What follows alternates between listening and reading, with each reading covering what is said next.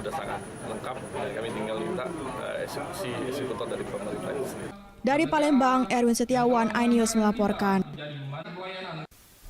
Universitas PGRI Palembang kembali berhasil mencetak sarjana yang berkualitas dan berintelektual tinggi.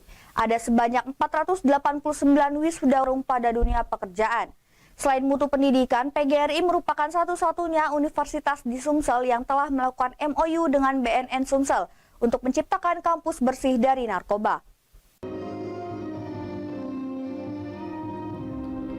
Melaju dengan mutu, tak hanya sebuah yang meningkat. Ini dibuktikan progres penerimaan mahasiswa baru selalu mengalami peningkatan dari tiap tahun. Tepat di tanggal 19 Oktober, Universitas PGRI Palembang melahirkan 489 wisudawan-wisudawati yang terdiri dari program pasca sarjana ada sebanyak 157 orang.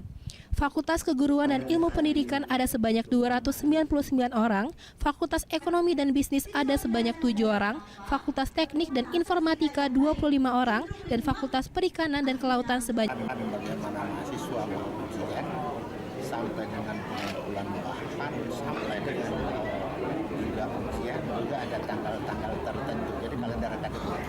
Apabila mahasiswa lewat dari tanggal itu tidak bisa. Nah ini adalah kita pahami bahwa mahasiswa itu harus sesuai aturan. Jadi bukan karena